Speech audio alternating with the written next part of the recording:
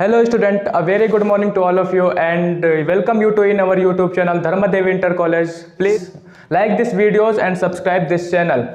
Okay, today we will discuss about Ohm's law, a very prestigious topic of this chapter. तो ओम का नियम, आज हम क्या पढ़ेंगे? ओम का नियम। ओम का नियम बेसिकली हमें बताता क्या है? ओम का नियम हमें यह बताता है कि जो विभवांतर होता है ना, विभवांतर वो और धारा, एक अभी इसका एक जनरल सा वो ले रहे हैं, इसका कोई स्टेटमेंट नहीं लिख रहे हैं, ठीक है। और धारा का अनुपात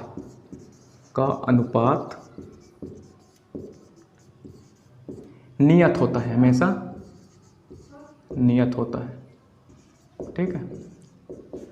V/I इक्वल टू कॉन्स्टेंट, हमेशा नियत होता है। तो कहाँ से आता है, कैसे आता है, ये हम अभी बात करते हैं इसकी, ठीक है। लेकिन इससे पहले एक बहुत ही छोटा सा टॉपिक है इसका, बहुत ही बोले तो छोटा ही टॉपिक है, बस एक डेफिनेशन है वो आपको याद रखनी है। वो क्या होती है? गतिशीलता। आपके बुक में है गतिशीलता। बेसिकली ये गतिशीलता किसकी है? गतिशीलता है इलेक्ट्रॉन्स की, क्योंकि गति तो इलेक्ट्रॉन्स ही करते हैं, तो गतिशीलता हम किसकी बात करेंगे? इलेक्ट्रॉन्स की, मोबिलिटी। ओके, तो ये क्या होता है? ये होता है गतिशीलता, इसको म्यू से रिप्रेजेंट करते हैं, Vd/E। मतलब एकांक वैद्युत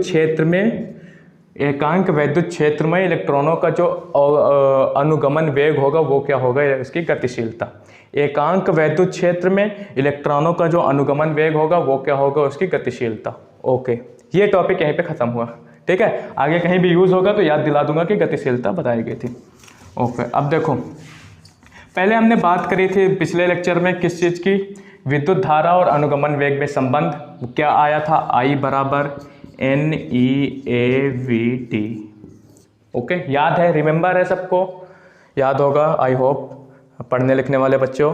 तो अब आगे हम इसका एक छोटा सा देखो, यहीं से हम स्टार्ट करेंगे और यहीं से हम ओम्स लॉ तक पहुंचेंगे, क्योंकि हमें हर टॉपिक को लिंक करते हुए चलना है। हमें क्या करना है? हर टॉपिक को लिंक करते हुए। तो हमने कल इसकी बात करी थी, आज हम ओम्स लॉ की डायरेक्ट बात नहीं कर सकते हैं बिना इसको कंसीडर किए। ओके, तो हम यहाँ से स्टार्ट करते हैं।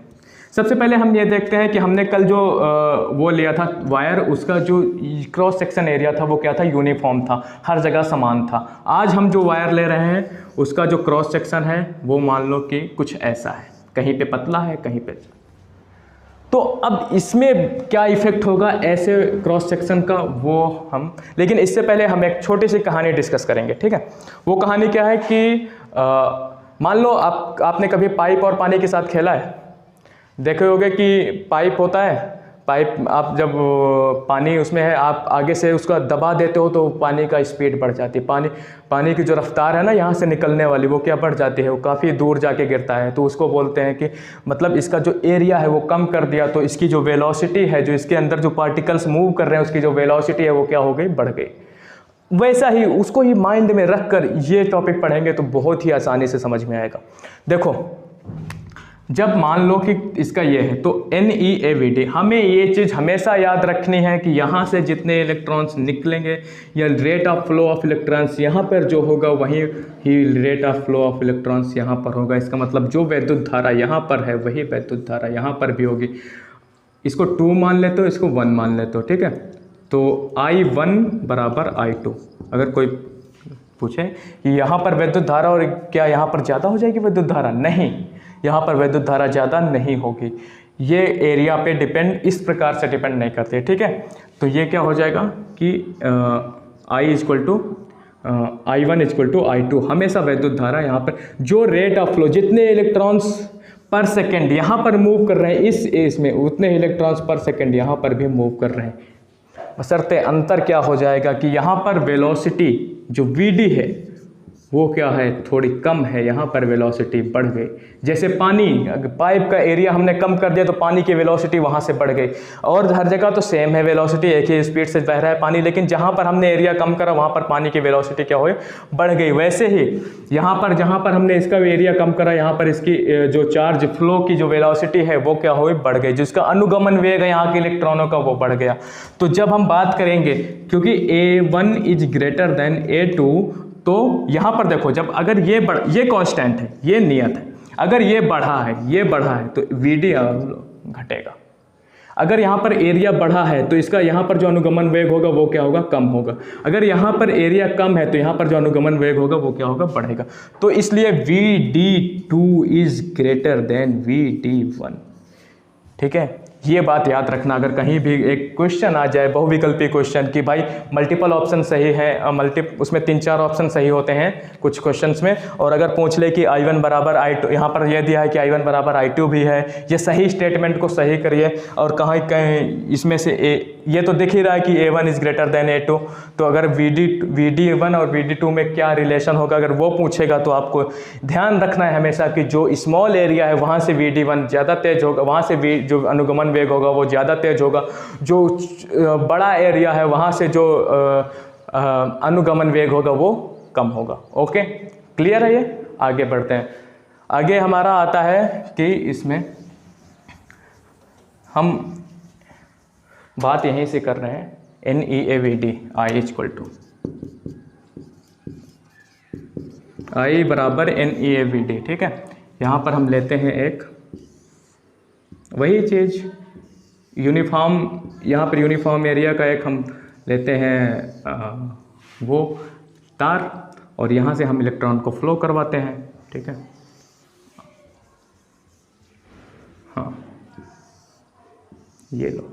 ठीक है, अब देखो, अगर हम ऐसे कर दें तो आपको ज़्यादा क्लियर हो जाएगा कि ये अंदर वाली सरफेस है, ये बाहर वाली सरफेस, ये उधर वाली है, ये इधर वाली। तो अब देखो, अगर मान लो कि कोई भी इलेक्ट्रॉन यहाँ से मूव करता है यहाँ तक, अब मान लो कि उसको यहाँ से यहाँ तक में कोई संघट्ट नहीं होता है, कोई टक्कर नहीं, कोई एनर्जी का लॉस नहीं होता, एनर्जी की हानि कोई नहीं होती, यहाँ से यहाँ तक ये किसी भी इलेक्ट्रॉन से नहीं टकराता है, मान के चलते हैं। ठीक है, तो या फिर ऐसे ना लिखो तो भी लिख दो कि मान लो कि इसके बीच में इतनी दूर तक ये कोई भी इलेक्ट्रॉन से नहीं टकराता है। ओके, वहाँ से ज़्यादा क्लियर होता है, यहाँ से भी क्लियर हो रहा है, लेकिन वहाँ से कहीं रिलेट ना करो या कंफ्यूज ना हो, इसके लिए हम सीधे यहाँ से यहाँ तक ये इलेक्ट्रॉन किसी भी इलेक्ट्रॉन से नहीं टकराता। यहाँ पर इसकी मान लो ये ऐसे टक्कर हुई, फिर थोड़े दूर तक आगे यहाँ पर फिर टक्कर हुई, तो यहाँ से और यहाँ तक ये किसी उससे नहीं टकराता है। ठीक है, तो यहाँ पर इसकी वेलोसिटी मान लो 0 है, यहाँ पर कुछ v है। ठीक है, और हमको पता है कि यहाँ पर अगर E इलेक्ट्रिक फील्ड वो हो रहा है, E बराबर V/L, ये भी हमने बात करी थी पिछले उसमें, ये होता है। अब अगर मान लो E वो हो रहा है, E अगर इसमें प्रवाहित हो रहा है आवेश, वो E वैद्युत क्षेत्र लग रहा है, तो इस आवेश पे जो लगने वाला बल है वो क्या हो जाएगा, E × E, F = Q × E। तो Q की वैल्यू, एक इलेक्ट्रॉन है तो एक इलेक्ट्रॉन का आवेश E × E, F = ma। ठीक है, तो E/m, A ओके, एक्सेलरेशन आ गया। तो आपको ये देखना है कि हालांकि हमने पिछले उसमें क्या बात करी थी कि VD एक समान स्पीड से चल रहा है, बहुत ही सूक्ष्म एक्सेलरेशन होता है, इसलिए इसका हम बात वैसे हम नेग्लिजिबल ही मानते हैं, लेकिन यहाँ पर हम कंसीडर कर रहे हैं एक विशेष पर्पज से। ओके, लेकिन हम ऐसा मान के चलते हैं कि ये एक समान स्पीड से गति करता है, इसमें कोई भी त्वरण नहीं लग रहा है। यहाँ पर हम कर रहे हैं इसका कंसीडर, तो A = इतना। ठीक है, अब इसकी दूरी मान लो कितनी है, लैम्डा। लैम्डा को बोलते हैं mean free path, mean free path,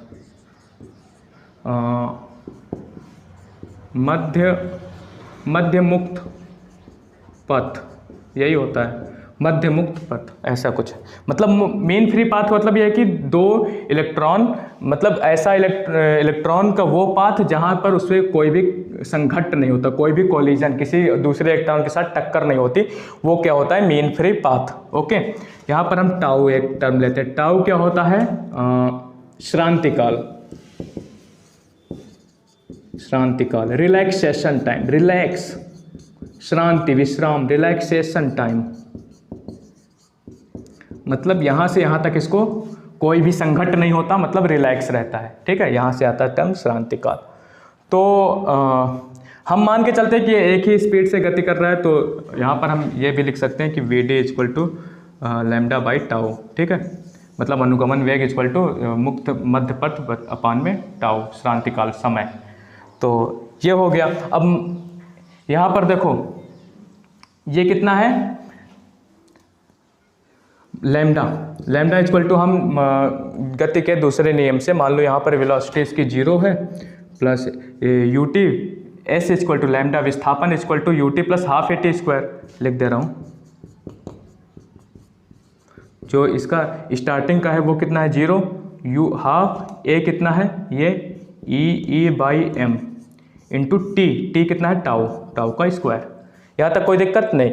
lambda equal to half E by M into tau square. हमने एक बेसिक सा बस 1 न्यूटन का सेकेंड लॉ लगाया और उसके बाद हमने इसमें शुरुआत का वेलोसिटी 0 है और इसका जो कितना बल लग रहा है बल में m से डिवाइड कर दिया, तो हमारा F बराबर एम ए भी लिख दो यहाँ पर, F बराबर एम ए। तो हमको a की वैल्यू मिल गई, a की वैल्यू हमने यहाँ पर पुट करी, t की वैल्यू पता ही है टाउ हमने श्रांति काल रिलैक्सेशन टाइम हमने वो करा है, तो lambda equal to half E by M into tau square. Okay, ये आ गया हमारा मेन मध्य मुक्त पथ का डेरिवेशन। ठीक है, लैम्डा इक्वल टू इतना।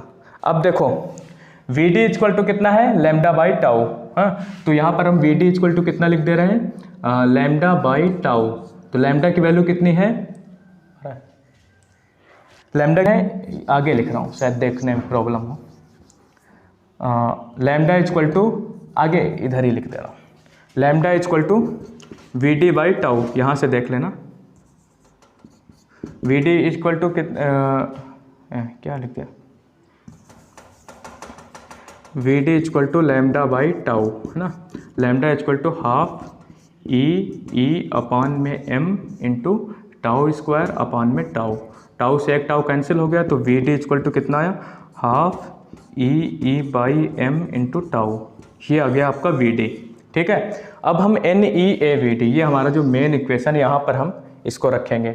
हाँ, तो ये अब ठीक है, ये समझ में आ गया सबको। हम वी डी की वैल्यू डायरेक्ट इसे पुट कर रहे हैं, तो I equal to n v d value कितनी आ गई, half E by M into tau. ठीक है, तो आई इक्वल टू यहाँ से वी डी की वैल्यू हमने यहाँ पर रख दिया, तो एन ई ए और वी डी की वैल्यू कितनी आ गई, हाफ ई अपान में एम इंटू टाउ। ठीक है, तो ये क्या हो जाएगा, एन ई स्क्वायर ए अपान में 2m। ठीक है, एन ई ये इधर हो गया, तो एन ई स्क्वायर ए अपान में 2m इंटू टाउ और into e. Okay, e equal to कितना है, v बाई एल। तो I equal to e equal to हमको पता है v बाई एल, यहाँ से यहाँ, तो क्या हो, एन ई स्क्वायर ए अपान में 2m इंटू टाउ। ये आपने ना साथ साथ करते जाना है कॉपी पेन पे, तो तभी ये एक बार में आ जाएगा, अपान में 2m into tau into V by L. Okay, तो ये क्या हो गया, वी को इधर हम भेज देते हैं, तो ये कितना आ गया, 2ml अपान में N e square a tau और इंटू आई। ठीक है, अब देखो ये कितना, ये क्या है, ये कांस्टेंट ही तो है। देखो m भी कांस्टेंट, l भी कांस्टेंट, कितनी लंबाई का वायर है, a भी, एरिया भी कांस्टेंट, टाउ भी कांस्टेंट और एन ई स्क्वायर, ये e भी कांस्टेंट, n भी कांस्टेंट। ठीक है, सब पूरा कांस्टेंट है, तो ये पूरा क्या है, कांस्टेंट। तो v equal to k into I है ना, तो v by I equal to क्या होता है, r। k को हम एक जो कांस्टेंट है ना, इसको हम r से r इंटू आई लिख दो। ठीक है, तो ये क्या हो जाएगा, ये कांस्टेंट क्या हो गया, r। तो v by I equal to constant, ये हमारा क्या है, विभवांतर और धारा का अनुपात हमेशा क्या होता है, नियत। विभवांतर और धारा का अनुपात क्या होता है, नियत। क्या कहता है, ओम लॉ का डेरिवेशन। हालांकि ये एक लॉ है, इसका डेरिवेशन होता नहीं है, लेकिन फिर भी हमने इसको डेराइव करा कि v by I equal to एक कांस्टेंट होता है, वो कितना होता है, r। क्या है ये आर? आर क्या है? ये है हमारा प्रतिरोध। यहीं पे जन्म होता है प्रतिरोध का आपके टॉपिक में। प्रतिरोध मतलब प्रतिरोध की डेफिनेशन क्या है कि V by I equal to R. यहाँ से एक डेफिनेशन, ये तो अभी छोटे से, लेकिन प्रतिरोध का बेसिक मीडियम क्या? रजिस्टेंस। रजिस्टेंस का जो मीन, जो इसका मतलब है वो क्या है कि जब धारा प्रवाहित हो रही है किसी तार में, तो जो इलेक्ट्रॉन्स गति कर रहे हैं उनके मार्ग में जो बाधा आ रही है, जो बाधा आ रही है, जो इसको रोक रहा है, वो क्या होता है? एक रजिस्टेंस होता है। ठीक है, वही होता है हमारा प्रतिरोध। तो V हमेशा, इसका ओम का नियम हम क्या कहेंगे कि किसी भी वैद्युत परिपथ में विभवांतर और धारा का अनुपात हमेशा नियत होता है, और वो क्या होता है? हमारा प्रतिरोध। ओके, ये होता है ओम का नियम। ठीक है, ये एक फिर से एक रिवीजन लेते हैं, उसके बाद फिर देखते हैं। देखो, सबसे पहले हमने पिछले लेक्चर में पढ़ा था विभवांतर और धारा और अनुगमन वेग में संबंध। वो संबंध क्या आया था? I equal to N E A V D. ठीक है, I equal to N E A V D. उसके बाद हमने यहाँ पर एक देखो, मान लिया कि कितना टाइम, टाउ टाइम तक ये एक दूसरे से टकराते नहीं है, एक सीधी रफ्तार में बिना किसी उससे चला जा रहा है ये। ठीक है, लैम्डा दूरी वो उसने बिना किसी रुकावट के तय करी, बिना टक्कर के तय करी। तो वो क्या हो गया कि लैम्डा ये मध्य मुक्त पथ, मीन फ्री पाथ, और टाउ क्या हो गया? श्रांतिकाल। इसको बोलते हैं, टर्म है, ये याद रखना, कभी भी पूछे जा सकते हैं। तो अगर श्रांतिकाल पूछा जाए तो श्रांतिकाल वो समय जब हमारा इलेक्ट्रॉन किसी भी, मतलब किसी परिपथ में हमारा इलेक्ट्रॉन बिना किसी संघट्ट के गति करता है, जितने टाइम तक, वो क्या होता है? हमारा श्रांतिकाल। और जो पथ उसने तय करा बिना किसी संघट्ट के, वो क्या होता है? हमारा मीन फ्री पाथ। उसके बाद हम आते हैं कि V D equal to lambda by tau. ये यहाँ से अनुगमन वेग होता है, लैम्डा मतलब वेग बराबर चाल बराबर दूरी बटे समय वाला फार्मूला सीधे आपका आ जाएगा। उसके बाद यहाँ पर हम देखते हैं कि यहाँ पर इतना बल लग रहा है। अगर ये इतने विद्युत क्षेत्र में, ई विद्युत क्षेत्र में इलेक्ट्रॉन गति कर रहा है, तो इस पर कुछ ना कुछ बल लग रहा है विद्युत क्षेत्र के कारण। वैद्युत बल, वैद्युत बल कितना लग रहा है? ई मतलब Q इंटू ई। Q की वैल्यू यहाँ पर E है, तो ई। ठीक है, M A, F equal to M A, तो A की वैल्यू कितना गई? E by M. उसके बाद हमने A की वैल्यू S बराबर यू टी प्लस हाफ ए टी, और न्यूटन का सेकंड लॉ से हमने क्या देखा कि lambda equal to S equal to lambda, ये दूरी लैम्डा, और half E by M A into T square, tau का स्क्वायर। तो half E by M into tau का स्क्वायर, वो क्या हो गया? हमारा ये लैम्डा का जो वो है, डिस्क्रिप्शन है, एक तरह से लिख दो, या फिर लिख दो कि लैम्डा का जो फंक्शन है टाउ के रूप में, ये आ गया। उसके बाद फिर वी डी इक्वल टू इतना आ गया, क्योंकि हमने लैम्डा इक्वल टू, हमने यहाँ से पढ़ा है कि V D equal to lambda by tau, तो टाउ से हमने डिवाइड कर दिया लैम्डा को, तो एक लैम्डा कट गया, तो V D equal to half E by M into tau. उसके बाद हम यहाँ आए N E A V D. V D की वैल्यू हम यहाँ से उठा के हमने यहाँ पर रख दिया। ठीक है, तो हमको ये टर्म मिल गया। उसके बाद आई, फिर कट पिट के हमारा जो भी है ई की जगह वी बाई एल रख दिया, और हमारा ये आ गया कि v equal to 2 m l upon n e square a tau into I. याद रखने की जरूरत नहीं है, अगर आपको पूरा सिस्टम पता है, पूरा पैटर्न पता है, तो कभी नहीं भूलेगा। ठीक है, उसके बाद ये एक कांस्टेंट टर्म है, तो v equal to R into I. ठीक है, तो मतलब यहाँ पर ओम का नियम जो होता है, यही तो होता है कि विभवांतर और धारा का अनुपात हमेशा नियत होता है। तो विभवांतर और धारा का अनुपात यहाँ पर हमेशा नियत मिल गया। अगर आई को हम इधर भेज दें तो V by I equal to R. ठीक है, V by I equal to R, ये हमेशा नियत होता है। और आर ही क्या होता है? प्रतिरोध। प्रतिरोध क्या होता है? रेजिस्टेंस। रेजिस्टेंस का मतलब है कि हमारी जो धारा फ्लो हो रही है, जो इलेक्ट्रॉन फ्लो हो रहे हैं, उसके मध्य पाथ में कौन सा बाधा आ रही है, वो क्या होता है? हमारा resistance. Okay guys, I hope कि आपको ये पूरा डेरिवेशन आज का समझ में आया होगा। एंड आज के लिए इतना काफ़ी है, क्योंकि इसको आप अपने से 3 बार करोगे कॉपी में। ठीक है, समझ के, कहीं भी कोई भी आपको डाउट है तो आप प्लीज़ किसी भी प्लेटफॉर्म पे संपर्क करें, कुछ भी आप डाउट अपना पूछें। We are very curious to know about doubt. ठीक है, आपके डाउट जानने के लिए हम बहुत ज़्यादा जिज्ञासु हैं, हम बहुत ज़्यादा इच्छुक हैं आपको बताने के लिए। सो प्लीज़ हमारा सहयोग करें और पढ़ें। और सो टेक केयर, अपना ध्यान रखें इस कोरोना में। ओके।